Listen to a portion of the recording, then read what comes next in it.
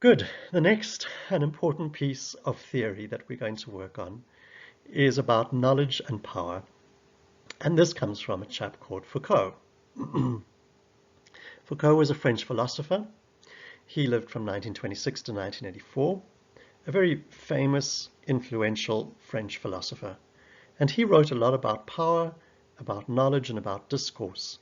And the time that we might have encountered him is that he wrote a series of critical studies on social institutions, and particularly on psychiatry.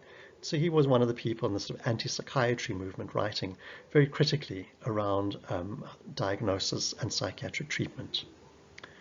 But for our purposes, what's most important in Foucault's work is his writings around power and knowledge. So Foucault sees power and knowledge as constitutive. We've used that word before, do you remember it? Constitutive means it constructs or creates reality. It doesn't merely describe reality, but in fact it constitutes reality. So Foucault tries to explain that power in society determines what truths are normative. So he says amongst the very many different things that we might believe to be true, what becomes true for our society, what becomes normal for our society, is determined by power. And power is exercised through social discourse. A discourse is really a fancy, sophisticated term to refer to how we talk about things. So the way society talks about things is an exercise of power, and that power determines what we believe to be true and what we either believe to be untrue or what we don't even think about and don't notice, what just is invisible to us. So what becomes normal is determined through how we speak and how we exercise power in society. So these truths or these knowledges, in a sense, shape our lives and our relationships. They are not merely describing what happens. In fact, they constitute or construct our lives. And so Foucault argues that power and knowledge are inseparable. And so he quite often, when he's writing, writes power knowledge with a slash in the middle, power knowledge, because power and knowledge are so closely interwoven that one can really not tease them apart. And he writes, there can be no possible exercise of power without a certain economy of discourses of truth, by which he means dishonesty. So economy, we hold back on what is true. So there can be no exercise of power without a certain economy of discourses of truth, which operates through and on the basis of this association. We are subjected to the production of truth through power, and we cannot exercise power except through the production of truth. So what he's trying to say is that what essentially makes something powerful is its ability to determine what we regard as true. And when we begin to determine what people should regard as true, what we're doing is we're exercising power.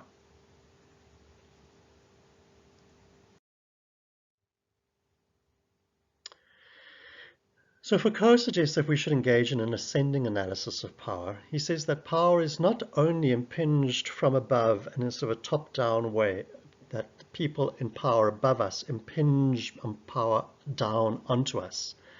He says power is not impinged down on us from above, in other words, descending. Rather, we ourselves, as members of society, create systems of power and knowledge that's ascending, in other words, that cascades upwards. So as we speak, as we as individuals and as collectives speak about the world, what we are actually doing is constructing the world that we live in. It's not that just that those people in power, those individuals, the president or the governor or the mayor or the leaders of a political party, it's not just that they construct reality. It is in fact that we as a collective society construct our own realities. And then he argues that other knowledge becomes subjugated or subordinated because it is not compliant with dominant knowledge. And again, we've had this idea before. Do we remember? The part for whole coding is the idea that if the part doesn't fit into the whole, it just disappears. We don't notice it. In a similar kind of way, knowledge that doesn't conform to the dominant knowledge becomes subjugated, marginalized, pushed to the edges. And we know this very well in South Africa through our experience. Indigenous, local, popular, and regional knowledges are simply denied the space to be performed. We push them onto the margins and we say, oh, well, these are tribal, these are cultural, these are exotic, these are specific to a tribe in this small region of South Africa. And so they get pushed out of the general discourse all the way off to the edge of society and out of our consciousness. And if they do survive, they survive only at the margins of society. And they tend to be naive, in other words, experienced but not really thought through and critiqued. They're often denigrated, put down, and they're typically discarded. Now this, what Foucault has been describing, we know very well in South Africa. During the years under Dutch and then British colonization or colonialism, during the apartheid years under the nationalist government, these powerful organizations that were populated predominantly by white people, English at a stage, Afrikaans at a stage, and then white people just in general, really constructed dominant narratives about, for example, white people being better than black people, white Western knowledge being better and more sophisticated and more civilized than black knowledge and black practices. And so everything that was traditional black indigenous knowledge and practices was pushed to the edges of society. It did not have a space to be performed, did not have a space to be spoken of. It was not part of the real world. And so those who had power, the members of society who had power, which is not just people like Verwoerd and others who were architects of apartheid, for example, but in fact all of us, white people in particular, became complicit in constructing dominant knowledge through the exercise of power and through our social discourse, in other words, the way that we spoke about ourselves and about other people, and we created a society that was fundamentally and profoundly racist. And only now, post-94, and particularly as we've become more thoughtful about decoloniality, are we beginning to, in a sense, reverse the analysis of power and are beginning to reclaim indigenous, local, popular, and regional knowledges that have been left on the margins of society. So I hope that kind of makes sense a little bit how useful Foucault's thinking is to our understanding of contemporary South African experience. So how does narrative therapy apply Foucault's thinking to therapy? Well, firstly, narrative therapy is very suspicious of dominant truth claims of objectivity and of structure as determinant in the social sciences. So Michael White personally, and narrative therapy in general, would be very critical when people say, well, this is just how people are. So a person who's diagnosed with a personality disorder will just be like that forever.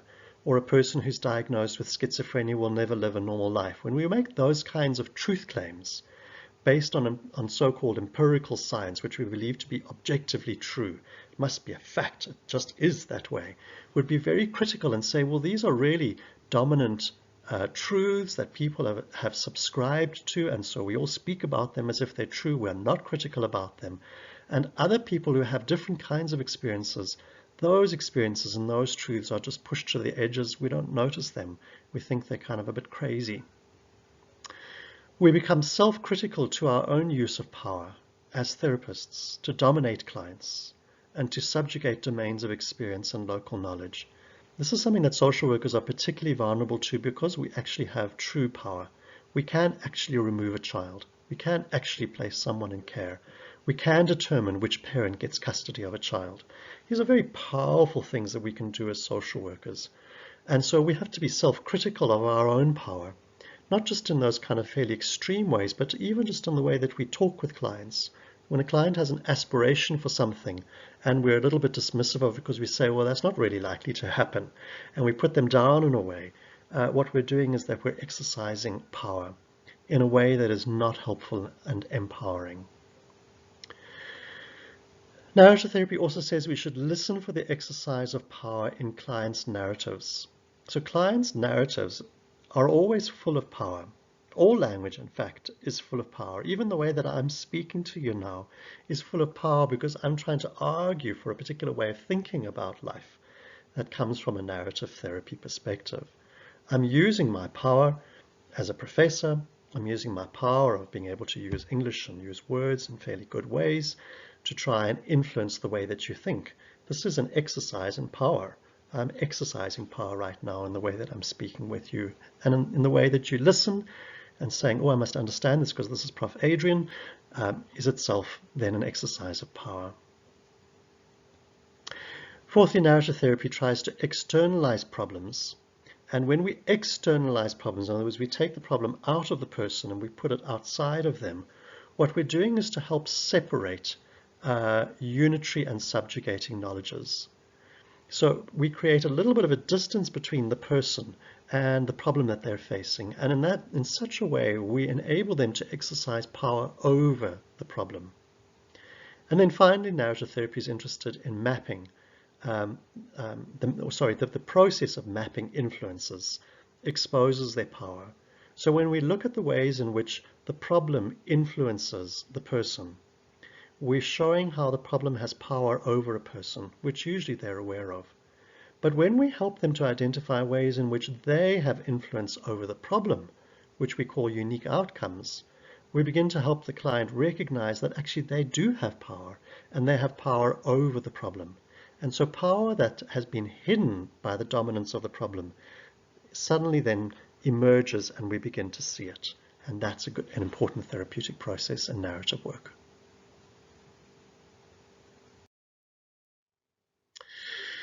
In addition, we challenge the way that problems exercise power over clients' lives. That's just kind of what I've been trying to say on the previous slide.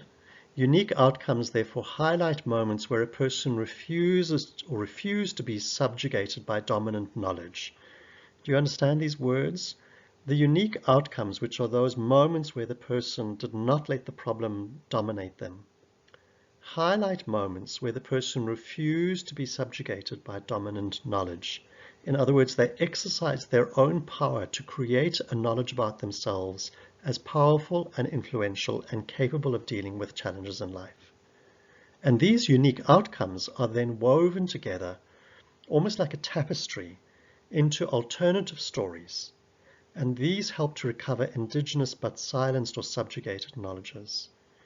And this happens at the level of individuals, but it can also happen at the level of communities. And so narrative therapy has been very effectively applied in working with indigenous communities, for example, in Australia, with Aboriginal peoples, to help them challenge the dominant white narratives about who they are in the world, and to help them reclaim their own indigenous narratives about themselves that place them at the center of the world, rather than on the margins. And in so doing, reclaiming a sense of identity, a sense of community, a sense of validity, a sense of self-worth as a community, as a collective.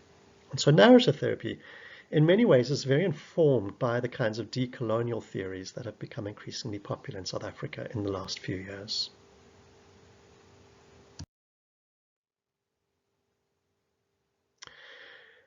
Let's now move on to our next main theory, which is narrative and postmodernism. And this is most associated with Ricoeur, who was also a French philosopher, lived from 1913 to 2005. And Ricoeur is best known for combining phenomenological description with hermeneutic interpretation. So the phenomenological description is really a very deep description of what I experience. It doesn't try to make sense of the experience, it just describes the experience of something. Hermeneutic is a fancy word for meaning, and interpretation is a process of making meaning. And so he combined, on the one hand, this deep description of the life experiences with, on the other hand, how we make sense of and make meaning of those experiences. And so he drew these two together. He wrote a book called Time and Narrative, which placed narrative at the center of human awareness. And that leads us back to Goffman's text analogy. But here he's explicitly using the word narrative, which of course aligns really nicely with narrative therapy.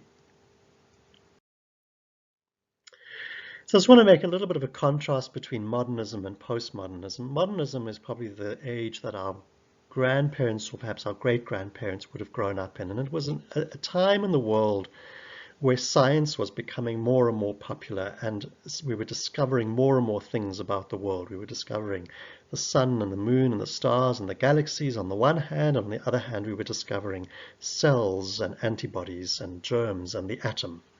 And so modernism was characterized by confidence and certainty. We believed that everything was objective, that things were absolutely true, that they really were there. We discovered that anything that was real was discoverable, that you could discover it. It was a championing of the rational, so our mind, our ability, our intellect to understand. Science and the scientific method was absolutely sort of at the top of its game. And so we believed that everything that was important in life could be discovered by applying a scientific method which was replicable and could be controlled and proceduralized.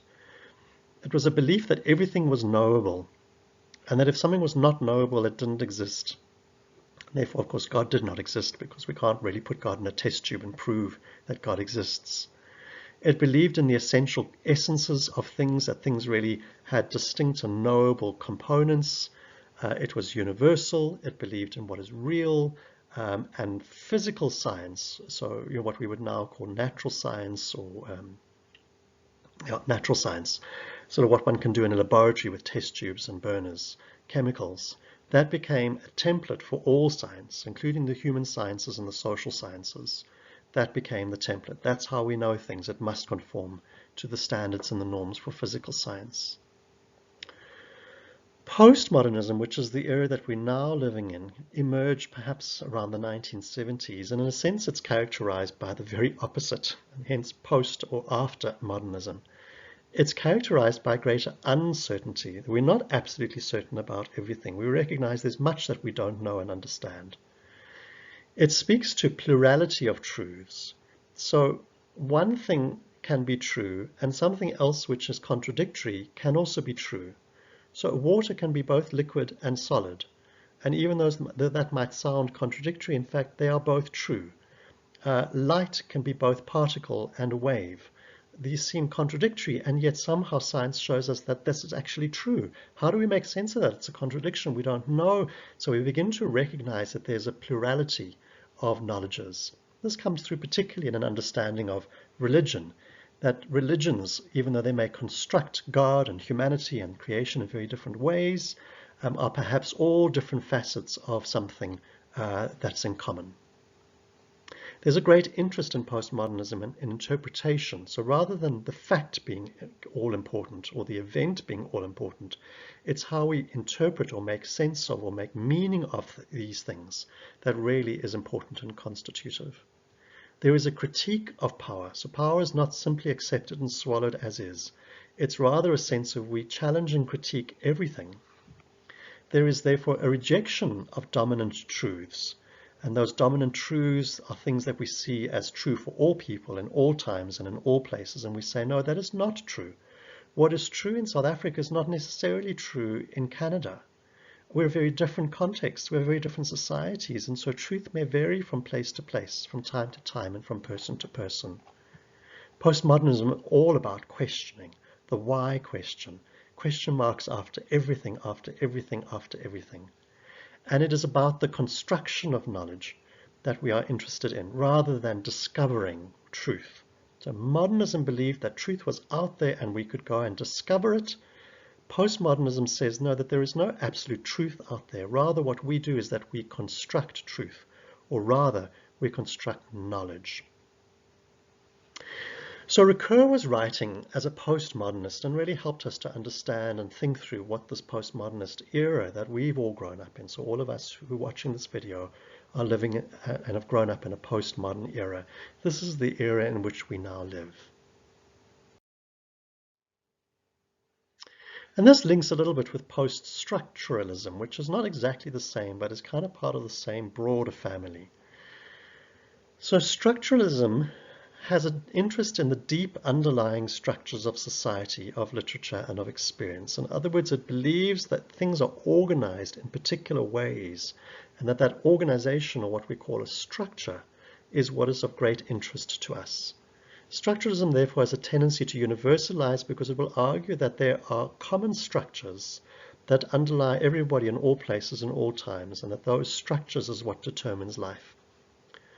In psychotherapy, structuralism is expressed in the idea that visible signs and symptoms are what we can see. So if I look sad, and if I'm crying a lot, and if I'm very slow in my movements, those signs and symptoms, would indicate an underlying structural defect, in this case depression. And so we say, well, what I'm seeing on the surface is caused by and a reflection of a structure that's underneath, which is a depression or schizophrenia or a psychosis or something. And what this then requires is experts who can excavate or dig down beneath the surface into the foundations of human life in order to discover these structures and therefore develop solutions to them. And so it uses analogies of archaeology, excavators, people who dig down into the foundations of life. That's structuralism. Post-structuralism, of course, like the previous one that we said, I can't remember now, postmodernism, is a reaction against structuralism. So it is the anti-structuralism. So Ricoeur, who was a post-structuralist, then says that we should be questioning the essentialist metaphors. So when we talk about things as being like, well, this is who I am, they would say, no, there is no who I am. There is no essential you. There's no structure that is Adrian. That's fundamental and unchanging. Rather, Adrian is always in relationship to the world around him. And so who I am with you as a student, who I am with my family at home, who I am with people at church, these will all be different, and I'm maybe the same person, but how I interact and who I am in relationship may differ. So we transfer lessons from the physical world onto the world of experience, thoughts, feelings, and relationships. This is what the essentialist metaphors do, and this is what we're wanting to critique. And instead what we use as post-structuralists is metaphor. So rather than using these essential truths, we rather use metaphors to try and create analogies, if you want, going back to Goffman, in playful and participative ways. So we replace thin descriptions, which are usually a description that somebody else makes of us and sort of puts it on us. It's an external, unexamined and socially influenced preconception. So we replace those thin descriptions with what Geertz, that's whose photo you're seeing there on the left, with what Geertz calls thick or rich descriptions. And thick, rich descriptions embody the personal. They're experienced near, in other words, that they come from my own lived experience rather than what somebody else says of me. And they're about the meaning of events to the person who's directly involved with them. So when I tell my own story with all of its nuance and all of its complexity, that's a thick description. When you tell somebody about Adrian, what you're providing is a thin description, because it comes from your perspective with all of your own presuppositions and also with just a narrow range of who I am because you've not seen me in other contexts. So these rich, thick descriptions, which is what we're really after and what post-structuralists are really interested in, reveal the complex and multifaceted nature of human experience. And if you're doing qualitative research, by the way, what you'll be really interested in is providing rich, thick descriptions in your research report. That's what we're looking for in the findings section, not thin descriptions.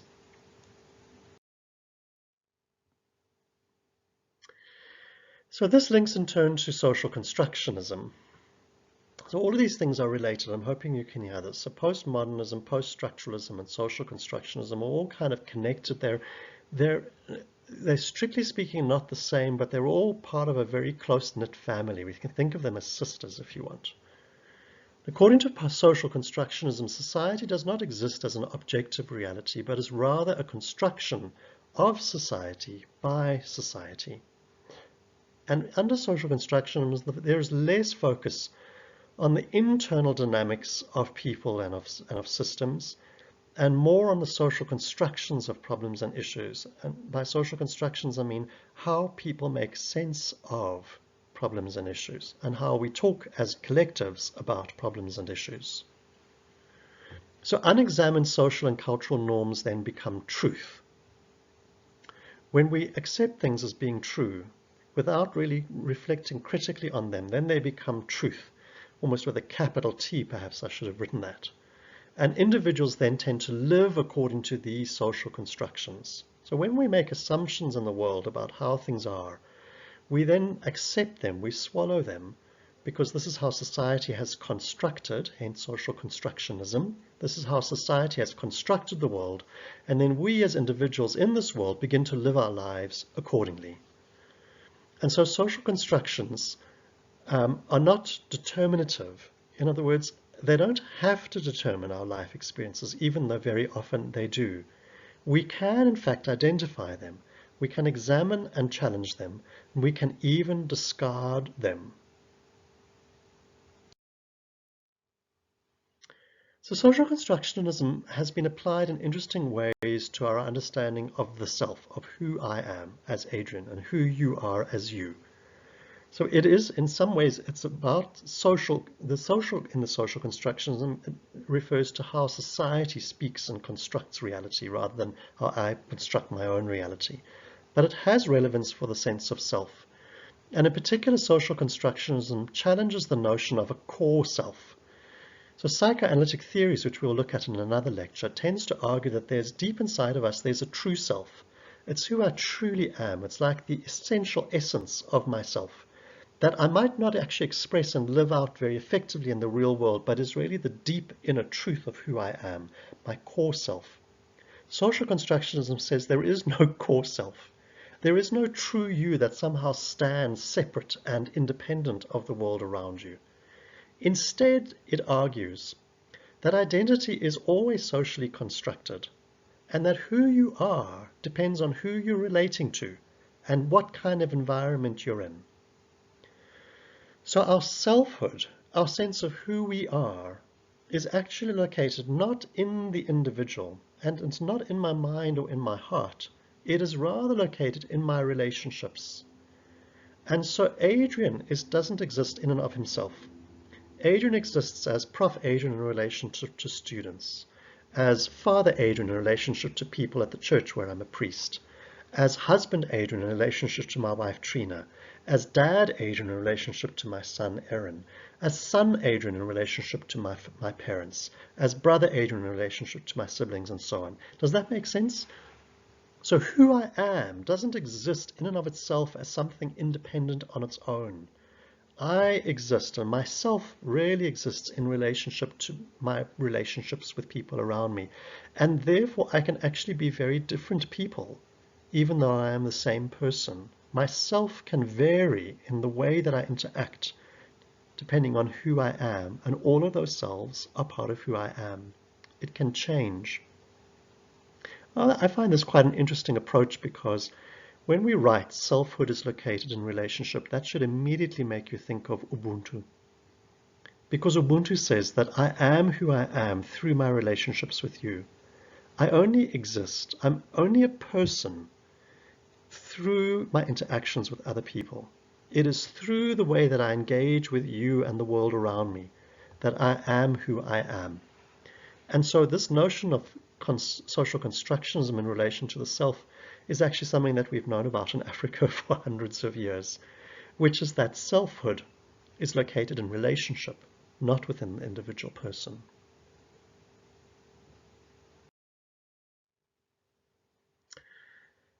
And this finally brings us to what I think is our very last point in a rather long lecture, and this is the notion of deconstruction.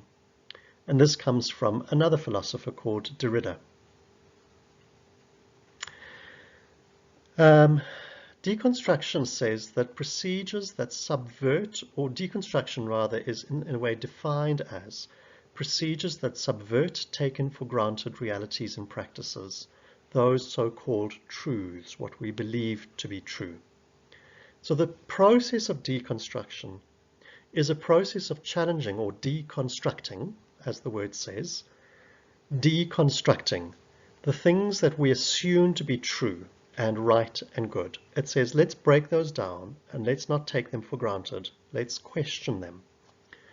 And we do deconstruction through various ways, including objectifying them. So when we want to deconstruct a reality or a practice that we see, we make it an object. We make it an object. So we create it into something that stands on its own so that we can look at it and we can turn it around and we can see it from different angles. And this, in a sense, is what narrative therapy is also doing when we externalize the problem and when we personify the problem. So we render them strange and unfamiliar. The things that we take for granted, we make unfamiliar and strange. And what Bourdieu calls to exoticize the domestic. So to take what is familiar and homely, is domestic, and to make it unusual and strange, exotic. And when it becomes exotic and strange, that's when we suddenly notice it. So things that we take for granted that we wouldn't even notice have to be made strange and different for us to perceive them. If you go back to the earliest slides in this lecture, you'll remember that we talked about that before. That things that fit into the whole are just taken for granted, and things that don't fit into the whole are just discarded and they disappear. So in order to make something noticeable, we have to make it a noise with a difference. Bateson spoke about that. Do you remember? It's much the same here. We have to make it somehow different and unusual before we can recognize it. And then we begin to deconstruct our current realities. So deconstruction is important because it helps us to recognize how these so-called truths shape our lives, often unconsciously and actually without our choice. Deconstruction helps us to choose to live by other modes of life and thought, that we don't always have to believe that this is just how things are. And it helps us to reclaim personal agency to shape life. And I want to use the example of patriarchy here. Well, for many generations, many of us have grown up believing that men are powerful and women are subordinate. The church, not just the Christian church, but many religions, has taught that men are the authority and that women are subordinate. That wives have to do what their husbands tell them to do. That wives are there to serve their husbands and that husbands are the head of the household. We take these as for granted. We take them as true with a capital T, as if this is what God has said. Deconstruction would help us to challenge those ways of believing, and we'll say, who says that that's actually true? Could we have a family in which a woman is the head of the household and a man is assisting her? Could we have a household in which a woman is the breadwinner and a husband stays home and raises children?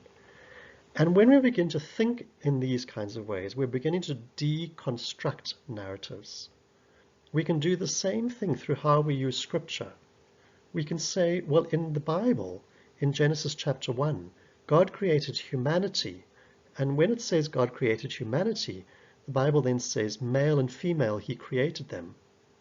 So humanity is both male and female. And then when God commissions the human beings to rule the earth and to take care of the earth, God doesn't commission the man to exercise power over the world. He commissions both the man and the woman to exercise power over the world. Now, if we could use that narrative for those people who read and believe in Genesis, the Genesis story, we would be deconstructing a way of understanding gender relations, using the tools that have been used in the past to construct unequal gender relations. And that would be an exercise of deconstruction.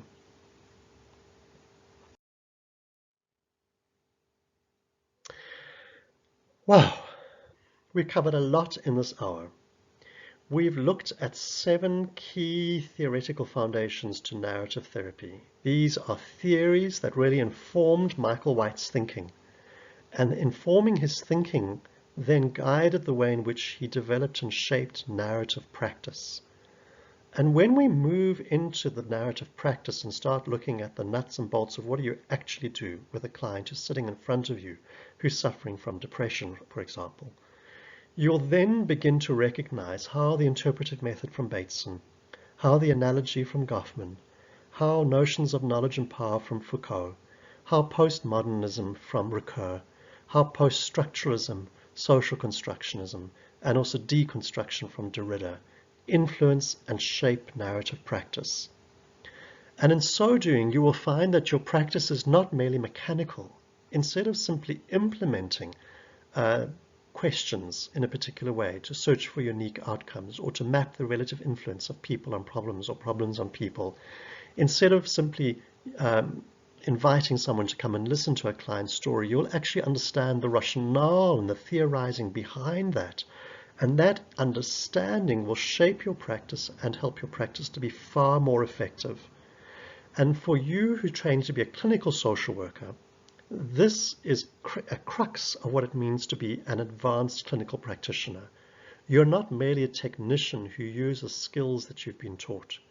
You are also a scientist who understands why those skills are useful and important, how they operate, and how you can construct and shape them to be of assistance to this individual. So I look forward to sharing more with you in future about narrative practice.